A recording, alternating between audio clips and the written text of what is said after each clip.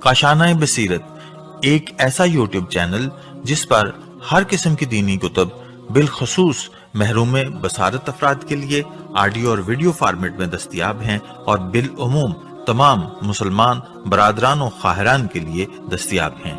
اس لیے آپ سے گزارش ہے کہ بیل آئیکن کو پریس کر کے ہمارے اس چینل کو ضرور سبسکرائب کیجیے تاکہ آئندہ آنے والی ہر کتاب آپ کو بر وقت ملتی رہے۔ کاشانۂ بصیرت، کاشانۂ بصیرت، کاشانۂ بصیرت، کاشانۂ بصیرت۔ اعوذ باللہ من الشیطان الرجیم، بسم اللہ الرحمن الرحیم۔ کاشانۂ بصیرت یوٹیوب چینل کے بابصیرت ساتھیوں، السلام علیکم۔ میں پارٹ 17 کے ساتھ حاضر ہوں۔ کتاب توحید کا ہمارا مطالعہ جاری ہے اور ہم صفحہ نمبر 159 تک پہنچ چکے ہیں۔ یہاں اس کتاب کی 18ویں نشست کا آغاز ہو رہا ہے اور موضوع ہے کہ سوائے ذات حق کی ذاتی طور پر استحقاق حمد کوئی نہیں رکھتا۔ ہم نے عرض کیا کہ تمام حمد و ثنا و تعریفیں مختص ہیں ذات مبارک پروردگار عالم کے لیے اور استغراق تائید علیہ کے اعتبار سے، چونکہ یہ تمام مصادیق حمد و ثنا کو شامل کیے ہوئے ہیں۔ جو کچھ بھی کمال اور جمال سے متعلق ہے وہ اللہ کی طرف سے ہے، پس ان کی تعریف و توصیف بھی اللہ کی تعریف و توصیف ہے۔ کمالات و جمالات کسی کے ساتھ کسی شخص کی ذاتی مستقل تعریف جس میں اصل حقدار حمد اللہ تعالیٰ کو مد نظر نہ رکھا جائے قبیح ہے۔ اگلا پیراگراف ہے کہ لیکن شرعی نقطہ نظر سے اگر اس طرح کی تعریف کرے، مثلاً کہے کہ تم علم میں اجتہاد تک پہنچ چکے ہو، یا کسی طبیب سے کہے کہ تم حکیم حاذق ہو، اور اس قسم کی مداح کے متعلق روایات سے یہی ظاہر ہوتا ہے کہ اس کی زیادتی کراہت تو رکھتی ہے لیکن حرام نہیں، جائز ہے، اگرچہ کہ یہ مکروہ ضرور ہے۔ اگلا پیراگراف ہے کہ اب رہا اس کا جائز ہونا، چونکہ یہ ایک صحیح مفہوم ہے۔ ہر شخص کے علم و دانش، قدرت و توانائی دراصل خدا کی طرف پلٹتی ہیں۔ ظاہری طور پر یہ شخصی کمال ایسا جمال ہے کہ اس کے محنت کرنے سے یہ جمال اس کے ہاتھ آیا، پس جائز ہے کہ تعریف و توصیف کی جائے، لیکن وہ ہستی جو حقیقی معنوں میں حمد و ثنا اور تعریف و توصیف کے مستحق ہے وہ خدا ہے، کیونکہ تمام اسباب من جملہ وہ توفیق جس کے ذریعے جمال و کمال کا اکتساب کیا گیا وہ بھی اسی کی عطا ہے۔ اگلا صفحہ ہے 160۔ اس لیے حمد خدا کا ایسا استحقاق ہے جو حق وجودی ہے۔ اگر کوئی حمد خدا نہ کرے تو وہ واجب عقلی کو ترک کر چکا ہے، لیکن اگر کوئی کسی مخلوق کی جمال، کسی اختیاری کمال کے بارے میں توصیف و تعریف نہیں کرتا تو کوئی قباحت نہیں، اس لیے کہ وہ استحقاق ذاتی نہیں رکھتا۔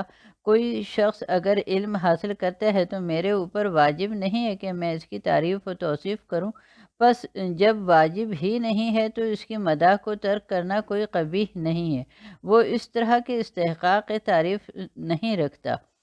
اگلا پیراگراف ہے کہ لیکن رب العالمین ذاتی طور پر حقیقی اور مستقل مدح اور حمد و ثنا کا استحقاق رکھتا ہے، کیونکہ تمام مخلوقات کا منم حقیقی ہے، اسی لیے ہر مخلوق میں کمالات حسن و جمال کا مشاہدہ کرنا چاہیے تاکہ خدا کا حق ادا کیا جائے، لیکن دوسرے ایسے کوئی حق نہیں رکھتے، اس لیے کہ جس وقت وہ حسن و جمال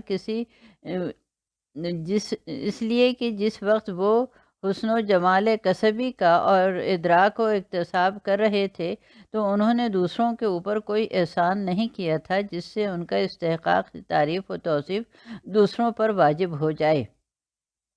اگلا موضوع ہے کہ استحقاق حقیقی اور غیر حقیقی میں فرق۔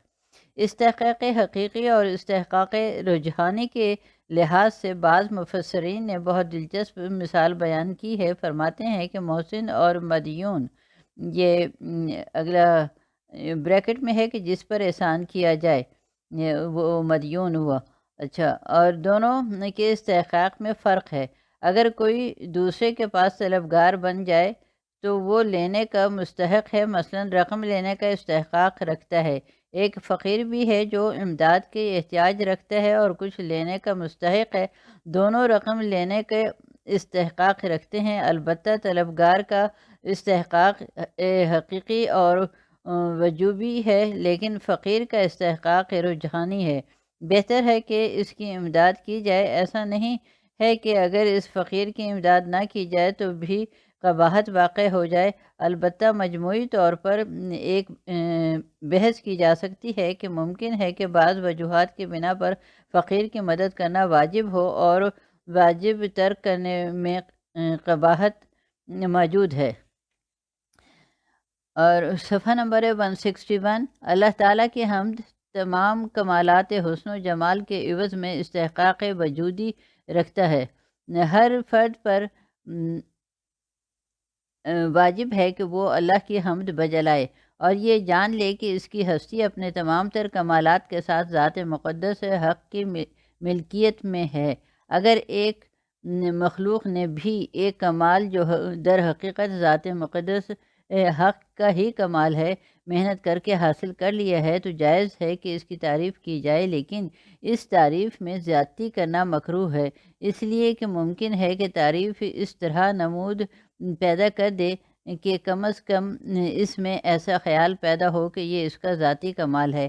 پھر ممکن ہے کہ وہ ہستی وحدہ لا شریک کے جو کہ فاعل حقیقی ہے فراموش ہی کر دے۔ کس قدر افسوس کی بات ہے کہ منم حقیقی اور صاحب کمال ہستی اس کے دل و دماغ میں نہ رہے۔ اگلا موضوع ہے کہ خلاصہ اشکال اور اس کا جواب۔ عرض کیا گیا کہ تمام کمالات حسن و جمال کے عرض میں حمد و ثنا و تعریف و توصیف کا مستحق فقط اللہ ہے اور بس، جبکہ دوسری طرف مکلفین کی ہر ایک کار نیک و بد کے عوض استحقاق مدح و ذم اور عقل حسن و قباحت بھی تسلیم شدہ امر ہے۔ بنابراین ایسی مدح جو کسی کمال حاصل کرنے والے کے لیے عقلی طور پر مسلم ہو چکی ہو، وہ خدا بند تعالیٰ کے لیے حمد و ثنا کے منحصر ہونے کے ساتھ کیسے سازگار ہو سکتی ہے؟ Question mark. اس کے جواب میں ہم عرض کریں گے کہ استحقاق ذاتی و حقیقی بألفاظ دیگر حکم عقلی سے استحقاق وجوبی فقط اللہ رب العالمین کے لیے ہے اور بس۔ اب رہا مخلوق کے استحقاق کا سوال کہ جنہوں نے کمالات حسن و جمال کو سیکھ کر حاصل کیا ہے تو معلوم ہونا چاہیے کہ وہ فقط استحقاق رجحانی رکھتے ہیں۔ بہتر ہے کہ ان کی تعریف کر دی جائے، اگرچہ ایسا بھی نہیں کہ اگر تعریف نہ کی جائے تو اس میں قباحت واقع ہو جائے۔ اگلا پیراگراف اور آخری لائن کے پس مقصود یہ نہیں کہ مخلوق کی تعریف و توصیف ان کے افعال اختیاری کے عوض جائز نہیں، بلکہ مقصود یہ ہے کہ واجب نہیں ہے کہ ایک حد تک ہی جائز ہے، اس سے زیادہ مکروہ ہے، اس لیے کہ غرور کا باعث بنتی ہے۔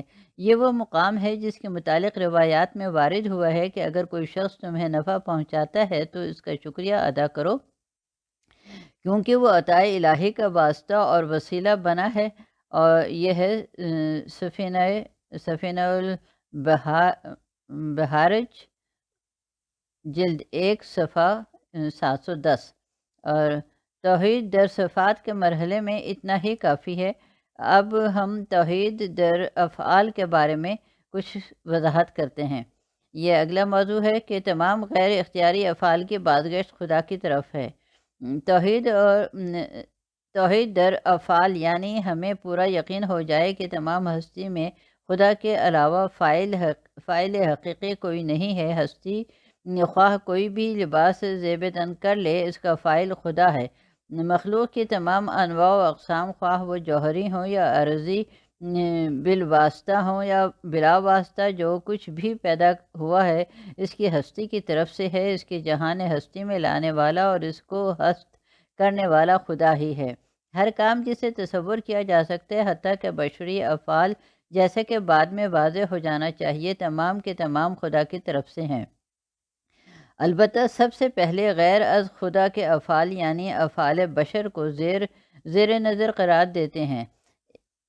اس میں اگلا پیراگراف ہے کہ ایک کونپل جو درخت سے پھوٹتی ہے پر ایک اثر کسی نہ کسی مؤثر سے ظاہر ہوتا ہے، مثلاً آگ کا جلانا وغیرہ۔ یہ سب خدا سے ہے کہ اس نے آگ کو جلانا اور پانی کو تر کرنا فریضے کے طور پر انہیں سونپ دیا۔ وہ اگلا پیراگراف، وہ لقمہ جو حلق سے نیچے اترتا ہے، اس کا ہضم ہونا اور جزو بدن بننا جو کہ بشر کا اختیاری فعل نہیں ہے، یہ سب مبدأ حقیقی یعنی ہستی وحدہ لا شریک کی طرف پلٹتے ہیں۔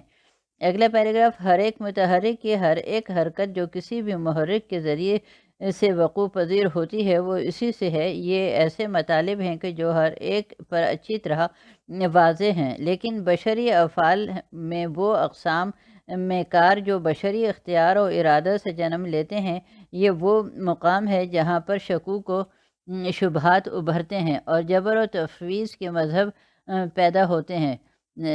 پس عدل کے بحث لازماً چھڑ جاتی ہے کہ حتیٰ کہ قضاء و قدر کے مسائل بھی مربوط ہو جاتے ہیں۔ اور صفحہ نمبر ہے 163۔ اگلا موضوع ہے کہ تفویض کی حقیقت شرک ہے۔ اگر ہم یہ کہیں کہ بشر مستقل طور پر فاعل ہے اور یہ اس طور پر ہو سکتا ہے کہ وہ کرے یا نہ کرے، استقلال رکھتا ہے، لیکن کوئی ایسی قوت نہیں ہے جو آگے بڑھ کر اس کو روک دے یا اسے مجبور کر دے، بغیر اس کے امداد کرے تو یہ تفویض ہو جائے گی اور یہ بھی شرک ہے۔ اس میں ہر وہ شخص مثالی ہوگا جو اپنی ہستی کو اللہ کی وابستگی سے بالاتر سمجھ لے کہ میں اس کام کو حتمی طور پر کر دوں گا، اور پھر انورٹڈ کامرس میں ہے کہ میں کرتا ہوں، یہ بھی انورٹڈ کامرس میں، ایسے انداز میں جو مستقل بذات کی حیثیت رکھتا ہو۔ ایسا نہیں ہے، بلکہ تیری زندگی کا تسلسل کسی اور کے ہاتھ میں ہے، ہر لحظہ ہر آن تیری ہستی کا دوام کسی کے ہاتھ میں ہے۔ تفویض اس معنی میں غلط ہے کہ قیومی ہو اپنے لیے جانتا ہے، یہ حالت شرک ہے کہ جو وہ چیز بریکٹ میں قیومی جو ذات مبارک واجب الوجود کا حق ہے، اسے اپنا حق گمان کر لے۔ ہر وہ شخص جو اس انداز سے میں، یہ انورٹڈ کامرس میں، کہتا ہے، اس نے اپنی ہستی کو مستقل بذات گمان کر لیا اور خدا کے حضور میں اپنے احتیاج و نیاز مندی سے بے نیاز ہو گیا۔ وہ ایک ایسے مرتبہ شرک میں مبتلا ہو چکا ہے جس کے بارے میں سختی سے منع فرمایا گیا ہے۔ اگلا پیراگراف اس کے بالمقابل جبر ہے۔ وہ یوں کہ ہم یہ کہہ دیں کہ میں تو فقط آلہ کار کی حیثیت رکھتا ہوں اور اپنا کوئی ارادہ ہی نہیں رکھتا، مجھ سے جو کچھ سرزد ہوتا ہے خداوند تعالیٰ خود ہی انجام دیتا ہے۔ یہ عقیدہ بھی خلاف حقیقت واقفہ ہے۔ خود وجدان بھی یہ جانتا ہے کہ ایسا آدمی جھوٹ بولتا ہے۔ کتنے ہی مقام ایسے ہیں جہاں آدمی خود کہہ دیتا ہے، یہ کام میں نے خود ہی انجام دیا ہے، اور یہ بھی انورٹڈ کامرس میں ہے۔ اور اسی طرح ہر آدمی جانتا ہے کہ ایک کام کر سکتا ہے اور کہتا ہے کہ یہ کام میں نے انجام دیا ہے، اور کتنے ہی ایسے کام ہوتے ہیں کہ جن کا ارادہ یا کوشش نہیں کرتا مگر وہ خود بخود ہی ہو جاتے ہیں، تو سمجھتا ہے کہ خدا کی طرف سے ہوا ہے۔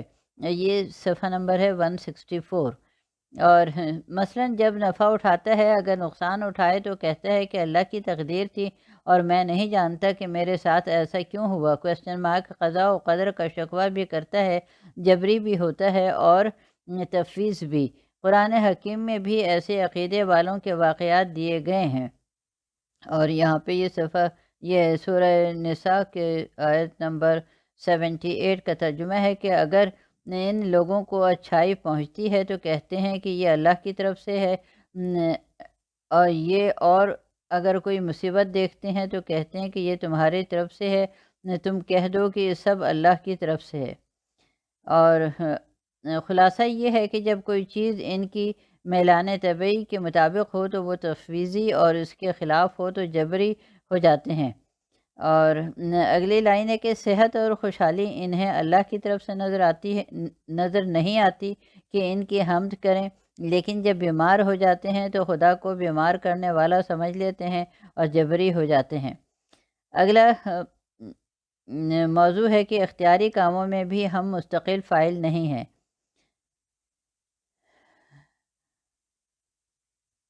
یہ ترجمہ ہے کہ نہ جبر نہ قدر بلکہ دونوں کے درمیان۔ اس کے معنی پر خوب غور و فکر کرنا چاہیے۔ اس کے حقیقی مفہوم کو نہ جاننا اس بات کا سبب بن سکتا ہے کہ انسان جبر یا تفویض میں مبتلا ہو جائے۔ خط وسط یعنی الامر بین الامرین کے درمیان کا مفہوم بہت گہرا اور لطیف ہے، اور اس کے ساتھ لازم و ملزوم ہو کر کاربند ہو جانا بہت مشکل ہے۔ اگلا پیراگراف لوگوں کے کاموں کے بالمقابل ان معانی کو فراموش نہ کر دینا چاہیے کہ بشر کو اختیاری کاموں میں فاعل سمجھیں، لیکن مستقل حیثیت سے فاعل حقیقی نہ جان لیں۔ انسان خود یا کوئی دوسرا کسی ارادی اور اختیاری کام میں مستقل فاعل نہیں ہے۔ یہ خیال نہ کریں کہ آپ اپنی ہستی فاعل ہے اور جو کچھ آپ کا دل چاہتا ہے کہ کر گزریں گے اور کام لے سکیں گے۔ آپ جو بھی کام کرنا چاہتے ہیں، آیا آپ کو اس کی طاقت و توانائی اور زندگی درکار ہے یا نہیں؟ کیا آپ کی زندگی اور اس کا برقرار رکھنا آپ کے اپنے ہاتھ میں ہے؟ میں کل یہ کام کروں گا، کیا تم کل تک یقیناً زندہ رہو گے؟ آپ لمحہ بلمحہ کس کی امداد کے محتاج ہیں؟ اگلا موضوع ہے کہ ہر لمحہ ہمیں علت برائے بقائے ہستی کی ضرورت ہے۔ اس زندگی کے چراغ کو روشن رکھنے کے لیے لگاتار کارخانہ ہستی سے برقی ترسیل کے لیے مدد پہنچتی رہنا چاہیے۔ کوئی شے اس دنیا میں ثابت و استوار نہیں ہے، بلکہ لمحہ بلمحہ اسے ہستی وجود سے ضرورت ہے کہ پیدا ہوتی رہے۔ ہماری ہستی بھی اسی طرح ہے، ہر آن اسے مبدأ ہستی سے فیض وجود کی خیرات پہنچتی رہنا چاہیے۔ اگلا پیراگراف ایسا نہیں ہے کہ جب ہم پیدا ہو جاتے ہیں تو یہ ہستی 50-60 سال باقی رہتی ہے، بلکہ اگر ایک لمحہ کے لیے بھی مشیت الہی کی مدد نہ پہنچے تو ہر چیز صفحہ ہستی سے محو ہو جائے۔ لہذا قرآن حکیم میں فرمایا گیا ہے کہ یہ ترجمہ ہے اس کا کہ اور تاکید بھی فرما دی کہ حتمی طور پر انشاءاللہ اور مشیت الہی ارادے کے ساتھ ہونی چاہیے۔ لہذا قرآن مجید میں فرمایا گیا ہے، اور یہ اس کا ترجمہ کہ ہرگز نہ کہنا کہ کل میں ایسے کر ڈالوں گا، سوائے اس کے کہ کہو کہ اگر اللہ نے چاہا۔ تو یہ سورہ کا نام نہیں دیا گیا، بس لکھا گیا ہے آیت نمبر 23۔ تو اور تاکید بھی فرما دی کہ حتمی طور پر انشاءاللہ اور مشیت الہی کے ساتھ ہونی چاہیے، چاہے جس قدر قوت و قدرت میسر ہو، لیکن اس کے باوجود جاننا چاہیے کہ وہ مشیت الہی سے وابستہ ہے، پر جب تک وہ نہ چاہے کہ اس کی مشیت ہمراہ ہو، جب تک اس کی مشیت کسی شخص کے ارادے کے ہمراہ نہ ہو، کام نہیں بنتا۔ عام طور پر یہ مومنین جو انشاءاللہ کہتے ہیں، یہ تبرکاً کہتے ہیں اور ارادتاً نہیں کہتے۔ یہ تکلف ہے، بلکہ چاہیے کہ ان شرطیہ کا ارادہ کیا جائے کہ اگر اللہ کی مشیت ہوئی تو یہ کام کروں گا، ورنہ کیسے انجام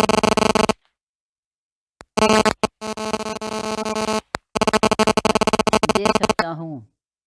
اور صفحہ نمبر 166 کتاب مصباح الشریعہ میں ایک روایت ہے کہ امیر المومنین علیہ السلام کے ایک صحابی ابو دردہ کے گھر گئے اور دروازے سے پوچھنے پر ان کے زوجہ نے جواب دیا وہ گھر پہ نہیں ہیں۔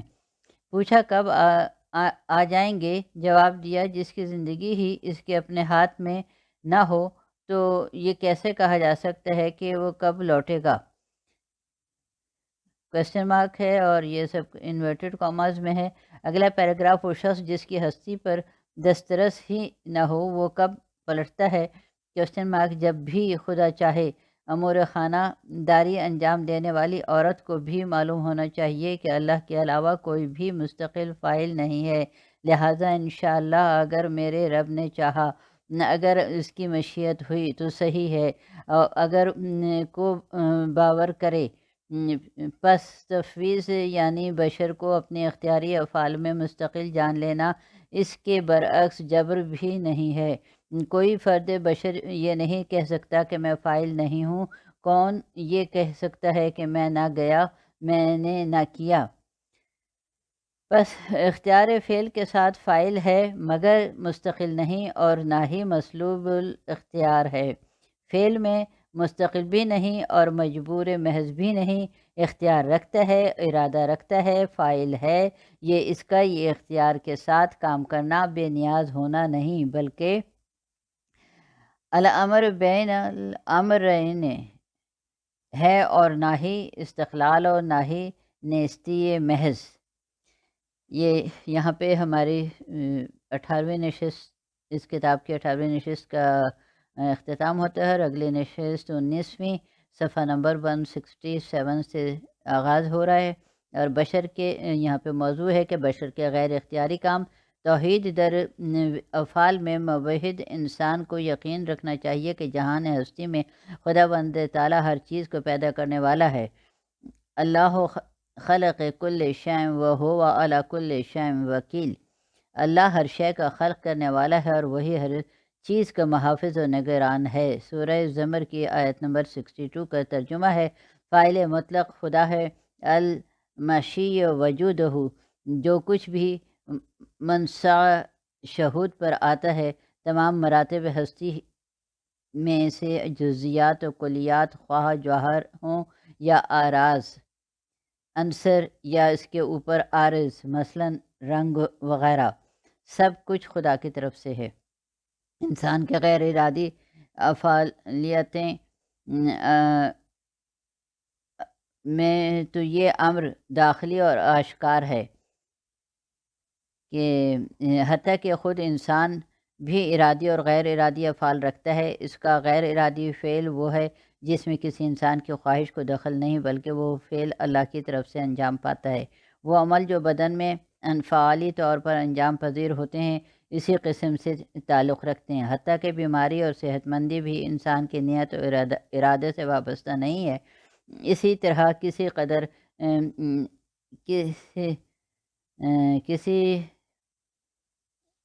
کسی قدر تمدن اور کمزور ہو جانا بھی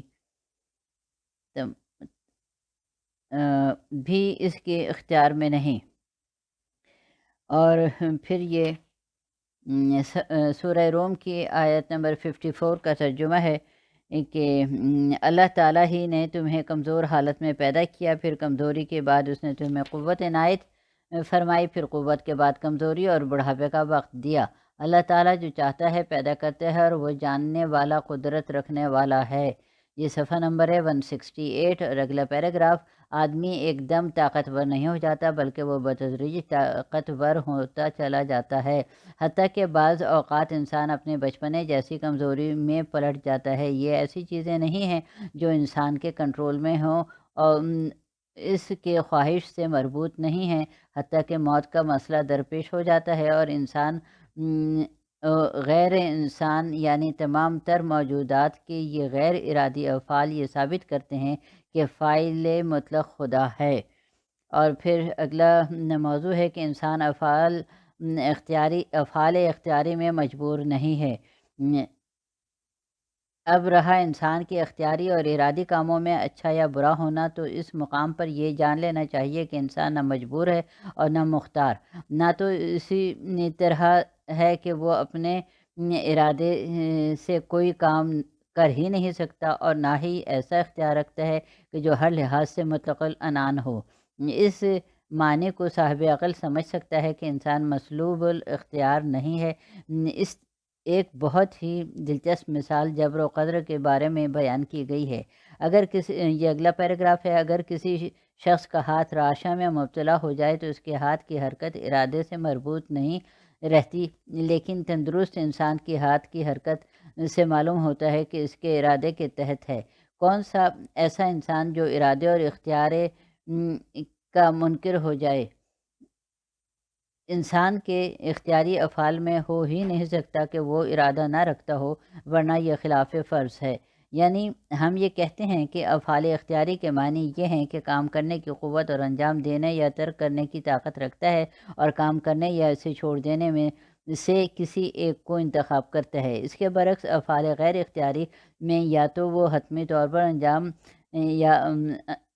انجام پا جاتے ہیں یا نہیں پاتے، بغیر اس کے کہ وہ شخص اس میں کوئی اختیار رکھتا ہو۔